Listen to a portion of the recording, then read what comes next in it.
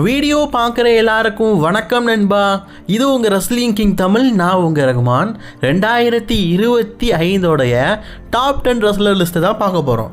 இதில் நீங்கள் எதிர்பார்த்த பல ரெஸ்லர்ஸை நான் டாப் 10 சேர்த்துருக்க மாட்டேன். அதுக்கான முக்கிய காரணம் கேட்டிங்கன்னா, இவங்களை கம்பேர் பண்ணும்போது அவங்களுடைய பர்ஃபார்மன்ஸ் அந்த அளவுக்கு 2025 இல்லை. அதனால தான் நான் அவங்கள சேர்க்காமல் விட்டுருக்கிறேன். சரிங்களா? சரி, வாங்க தர வரிசை அடிப்படையில் பார்க்கலாம். 10வது இடத்துல நம்ம யாரை பற்றி பார்க்க போகிறோம் அப்படின்னு கேட்டிங்கன்னா, 10வது இடத்துல டோட்டலி பார்த்தீங்கன்னா நான் ஒரு சில ரெஸ்லருக்கு கொடுத்துருக்கேன். முதல்ல ஓபா ஃபெமி. இவரை நான் மெயின் ராஸ்டரில் இருந்திருந்தால் டாப் 5 லிஸ்ட்லேயே சேர்த்துருப்பேன். அந்த அளவுக்கு அத்தன்டிக்கான இயராக 2025 இவருக்கு அமைஞ்சிருக்குது. பட் நான் NXT பிராண்டில் இருந்த ஒரே காரணத்துக்காக நான் இவருக்கு 10வது இடத்த கொடுக்குறேன். But is the face of the NXT face of the ரெஸ்லர்னா இவரை தான் நான் கண்டிப்பாக சொல்வேன். அண்ட் அதுக்கு அடுத்தபடியாக 10வது இடத்துல இருக்கிறது ராண்டி ஆர்டனுடைய பர்ஃபார்மன்ஸ் சுத்தமாக 2025 இல்லை. WWE வரை யூஸ் பண்ணலை. அதனால் 10வது இடத்துல தள்ளி விட்டுருக்குறேன். அண்ட் ஃபீமேல் டிவிஷனில் 10வது இடம் அப்படின்னு நம்ம பார்த்தோன்னா கண்டிப்பாக வேறு யாருமே கிடையாது, செல்சி கிரீன் தான். செல்சி கிரீனுடைய பர்ஃபார்மன்ஸ் உண்மையிலேயே நல்லா இருந்தது. US சாம்பியன்ஷிப்பை 2வது முறையாக இந்த 2025 வின் பண்ணாங்க. உண்மையிலேயே பர்ஃபார்மன்ஸ் பேஸ் பற்றி Chelsea Green is better than and is the டிஷரிட் and is the best champion அப்படிங்கிற பட்டத்தை கூட விடுறது அளவுக்கு 2025 செம்ம ஒரு என்டர்டெயின்மெண்ட் US சாம்பியனாக இருந்திருக்கிறாங்க. அண்ட் 9வது இடத்துல நான் யாருக்கு கொடுத்துருக்கேன்னு கேட்டிங்கன்னா, மென் டிவிஷனை சேர்ந்த LA Knight 2025 முழுக்க பார்த்தீங்கன்னா பயணித்திருக்காரு. எல்லா மென்த்லேயும் பார்த்தீங்கன்னா மேக்ஸிமம் ஆஃப் த பேப்பர் யூஸில் சண்டை போட்டிருக்காரு. அதனால் நான் அவருக்கு இந்த இடம் கொடுத்துருக்கிறேன். சாம்பியன்ஷிப் அடிப்படையில் ஒரு தடவை US சாம்பியன்ஷிப்பை ஒரு ஸ்மாக் டவுனில் February month வின் பண்ணியிருக்காரு. மற்றபடி எதுவுமே இல்லைங்க. அண்ட் அதே மாதிரி இந்த இடத்துல நான் இன்னொருத்தருக்கு இடம் கொடுக்கணும்னா ட்ரூ மாக்கின்டைனுக்கு கொடுக்கலாம். ட்ரூ மாக்கின்டைனோட பவருக்கெல்லாம் நான் 5வது இடமோ 4வது இடமோ என் முதலிடம் கூட கொடுக்குற அளவுக்கு அவருக்கு திறமை இருக்குது.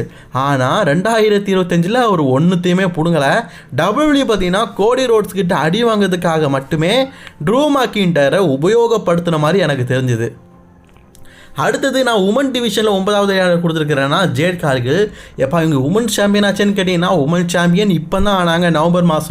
நவம்பர் டிசம்பர் 2 மாதம் மட்டுமே இஸ் த சாம்பியன். மற்றபடி 2025 முழுக்க போரிங்கான ஸ்டோரியில் தான் கொண்டு போனாங்க. இன்ட்ரெஸ்டிங்காக இவங்க ஜேட் கார்கிலுக்கு WWE 2025 ஒன்றுமே பண்ணலை. அண்ட் நான் 8வது டிவிஷனை பார்த்தீங்கன்னா யாருக்கு கொடுத்துருக்கேன் அப்படின்னு கேட்டிங்கன்னா, டாக்டின் டிவிஷனுக்கு போயிட்டேன்.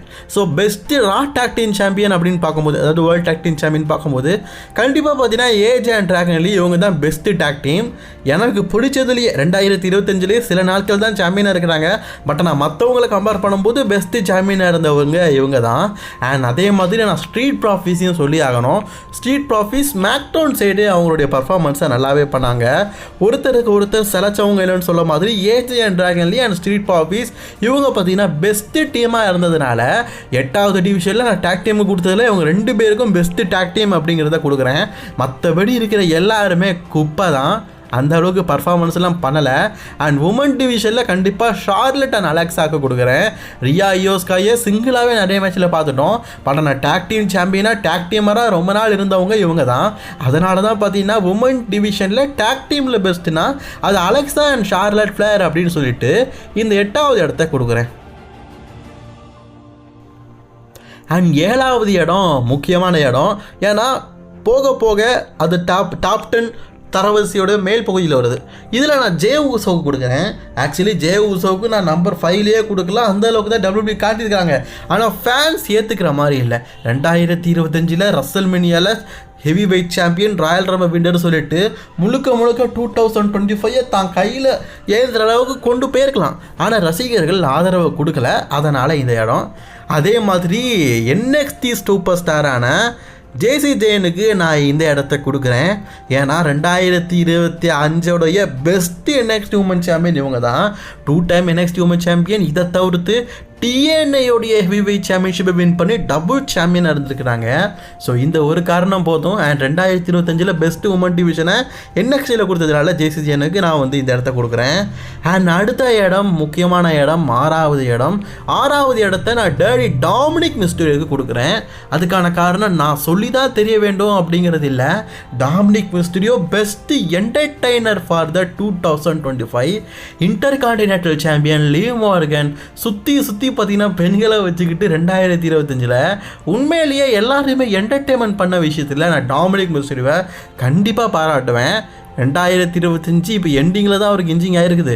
மற்றபடி 2 டைம் இன்டர் கான்டினென்டல் சாம்பியன் ஜான்சனா பீட் பண்ணது, ஏஜே ஸ்டைலை பீட் பண்ணது, ரசல்மேனியாவில் சாம்பியன்ஷிப்பை வின் பண்ணது சொல்லிட்டு 2025 இவருக்கு மிகப்பெரிய வருடமாக அமைஞ்சிருக்குது.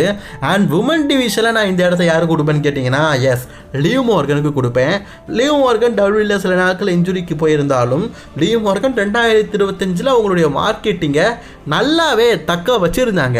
2025 பார்த்தீங்கன்னா ஸ்டார்டிங்கில் வேர்ல்டு சாம்பியன், 2 தடவை WWE உமன் சாம்பியன் சொல்லிட்டு உமன்ஸ் டாக் டீம் சாம்பியன் சொல்லிட்டு 2025 இவங்களுக்கு ஒரு டீசெண்டான இயராக தான் அமைஞ்சிருக்குது.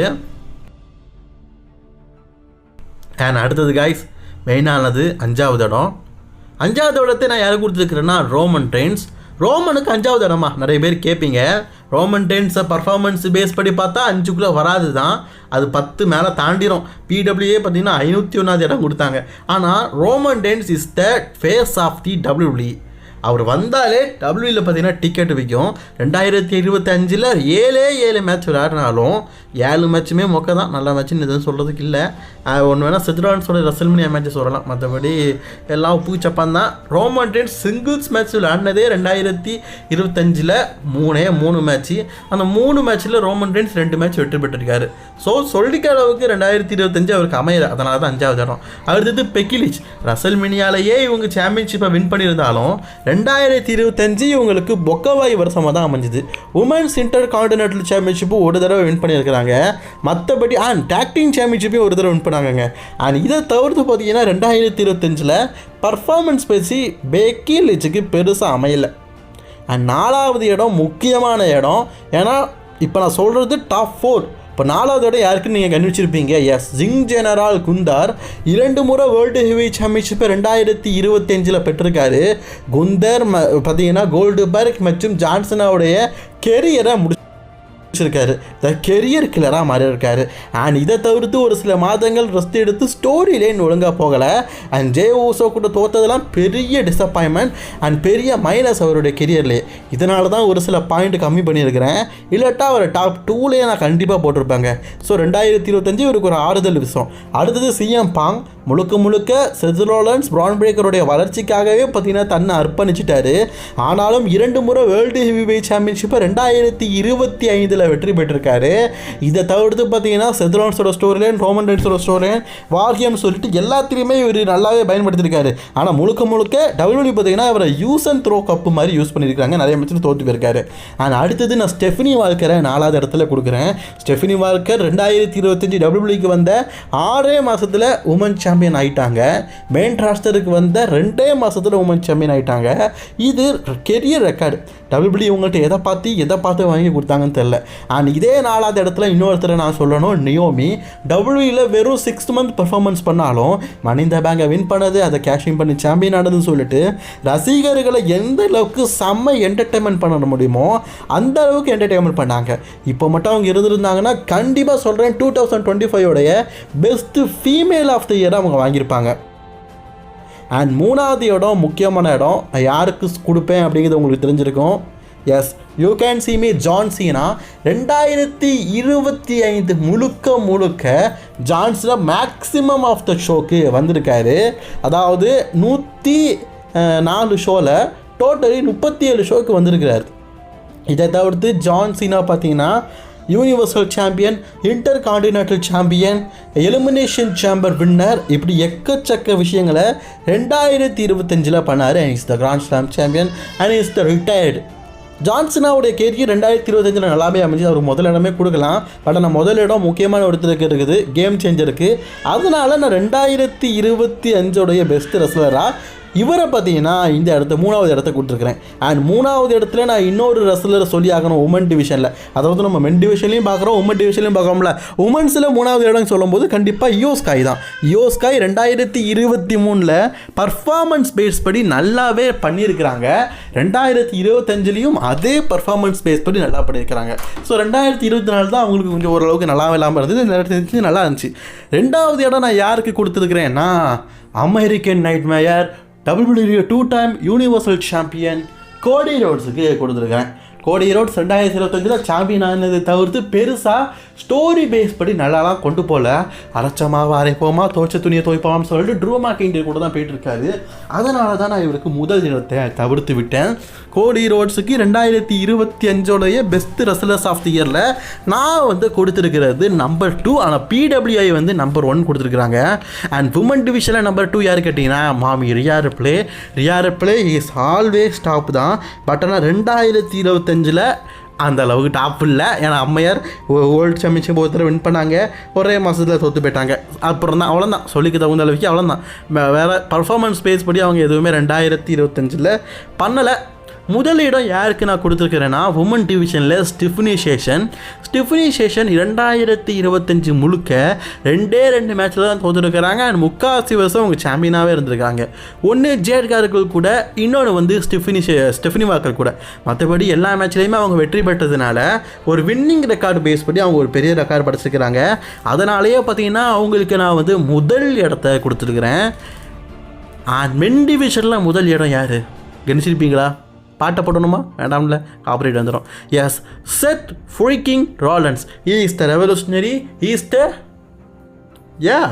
கரெக்ட் தான். அவர் 2025 பர்ஃபார்மன்ஸ் நல்லா இருந்தது.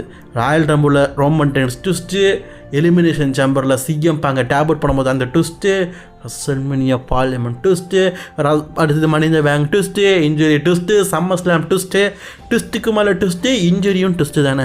அண்ட் கோடி ரோட்ஸையும் பீட் பண்ணார் 2025. ஸோ இப்படி நிறைய விஷயங்களை பண்ணார். இதனாலேயே செத் ரோலன்ஸ் பார்த்தீங்கன்னா 2025 பெஸ்ட் ரெஸ்லர் ஆஃப் த இயரை நான் கொடுக்குறேன். இவருக்கு செகண்ட் இடத்தையும் கோடி ரோட்ஸ்க்கு நம்பர் 1 இடத்தையும் கொடுக்கலாம்னு நீங்கள் சொல்லலாம். கோடி ரோட்ஸ் ஸ்டோரி லைனில் சொதப்பிட்டார், செத் ரோலன்ஸ் சொதப்பில் பண்ணது எல்லாமே நல்லா இருந்தது. இப்போ அவர் இருந்திருந்தாரா கண்டிப்பாக ரோமன் ரெயின்ஸ் கூட ஒரு ஸ்டோரி லைன் இருப்பார். ஸோ நான் இந்த லிஸ்ட்டில் பிரான் breaker, Branson read, Prague Lesnar அவங்களாம் சேர்க்கல. பிரான் பிரேக்கர் முழுக்க செத் ரோலன்ஸுக்கு கைதாங்கியாகவே இருந்துட்டார். அவர் நவம்பர் மாதத்துக்கு அப்புறம் தான் சிங்கிள் புஷ் ஆரம்பித்தாங்க. பிரான்சன் ரீட் அது அஃப்கோர்ஸ். அண்ட் அதே மாதிரி ப்ராக் லெஸ்னர் 2 மேட்ச்சில் தான் சண்டை போட்டார், பெருசாக அப்பியரன்ஸ் எதுவும் இல்லை. இதனால் அவங்கள சேர்த்துக்கல. இதை தவிர்த்து உங்களுக்கு ஏதாவது கருத்து வேறுபாடு இருக்கும், அதை கமெண்ட் பாக்ஸில் கமெண்ட் பண்ணுங்கள். நான் அதை பார்த்து அதுக்கான ஆன்சரை சொல்கிறேன்.